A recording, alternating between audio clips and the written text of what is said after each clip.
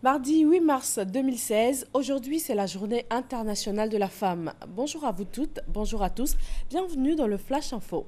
En Côte d'Ivoire, la célébration officielle de ce 8 mars a lieu à l'Institut national de la jeunesse et des sports INJS.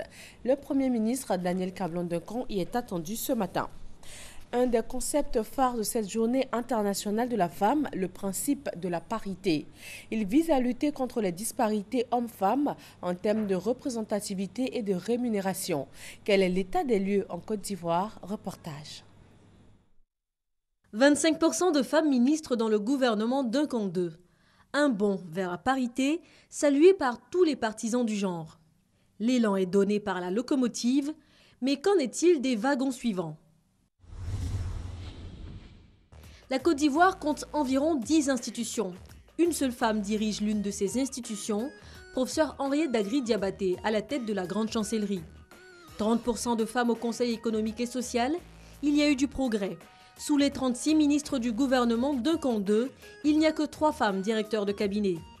À l'Assemblée nationale, seulement 23 femmes face à environ 230 hommes. Les municipalités, quant à elles, enregistrent à leur tête 10 femmes maires devant 197 hommes. Une seule femme présidente de conseil régional face à 31 hommes. Concernant l'emploi, seulement 8% des salariés sont des femmes. Le secteur privé formel n'absorbe que 9% de femmes contre 91% d'hommes sur l'effectif total des populations actives de ce secteur. Conclusion, la parité est en peine, même si la notion genre continue d'imprégner les consciences à force de sensibilisation et de revendication. Les gens pensent que les femmes veulent prendre les places des hommes. Non, il n'y a aucune place qui appartient à quelqu'un. Toi, tu peux aller à l'école, moi aussi, je dois aller à l'école. Si tu peux avoir un poste, moi aussi, je dois avoir un poste. C'est la justice sociale. Pour ce qui nous concerne, le management n'a pas d'appartenance de sexe, etc. Si nous sommes femmes opérateurs économiques, femmes entrepreneurs, nous créons de l'emploi, nous créons la richesse. Tout ce que nous demandons, c'est de reconnaître nos mérites dans l'exercice de nos fonctions. C'est de nous créer un environnement favorable aux affaires. Et à partir de ce point, nous pouvons partir sur le même pied d'égalité. Il y a des études qui ont été faites par la Banque mondiale, par l'OCDE, par d'autres cabinets de recherche qui ont démontré par A plus B, les pays où il y a l'égalité entre les hommes et les femmes, ces pays-là connaissent un progrès. Un progrès en termes de croissance économique. D'une manière générale, même les partenaires au développement savent que les femmes sont des bonnes clientes. Elles sont bonnes payeuses. Quand elles prennent le crédit, elles le payent correctement. Donc vraiment, nous avons tous les atouts aujourd'hui pour qu'on puisse traduire nos rêves en réalité. Il faut éduquer les femmes. Celles qui n'ont pas été à l'école, il faut promouvoir les centres d'éducation communautaire. De deux, il faut rendre la Constitution sensible aux gens. Et ensuite, il faut légiférer, opérationnaliser tous les différents points qui seront inclus dans la Constitution pour que la réalité change. L'audace, oser entreprendre. Oser entreprendre, vous prendrez une place de choix dans l'émergence d'ici l'horizon 2020.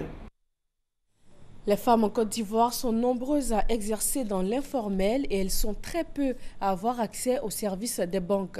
L'Organisation des femmes économistes de Côte d'Ivoire veut renverser la tendance. Premier combat, informer les femmes, leur inculquer la notion de bancarisation avec les avantages et opportunités. Le Bénin va vers un second tour après le scrutin présidentiel de ce dimanche.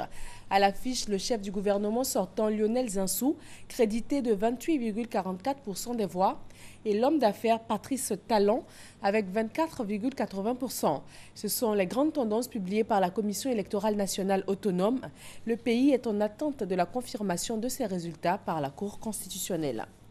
Au Tchad, 14 candidats vont s'affronter pour l'élection présidentielle le 10 avril prochain. Parmi eux, l'actuel chef de l'État Idriss Déby Itno, au pouvoir depuis 26 ans. Et face à lui, les principaux dirigeants de l'opposition, notamment Saleh Kebzabo, pour la 3e fois candidat. Le Conseil constitutionnel a publié la liste des 14 candidats hier lundi. Voilà exactement 2 ans que le vol MH370 de la Malaysia Airlines a disparu avec 239 passagers à son bord. Il a disparu des radars 1 heure après avoir quitté Kuala Lumpur en direction de Pékin. Et jusqu'à ce jour anniversaire, aucune explication, aucune réponse. C'est l'un des plus grands mystères de l'aviation civile. Sommet hier lundi de l'Union européenne sur la gestion de la crise des migrants. La Turquie convient à la rencontre a fait des propositions, notamment la reprise de tous les migrants arrivés en Europe via son territoire, en échange du doublement de l'aide financière et l'accélération des négociations pour son adhésion à l'UE. L'Union européenne s'est donné 10 jours pour finaliser un nouvel accord. Merci de nous suivre sur RTI 1. Très bonne journée à tous, surtout les femmes en ce 8 mars.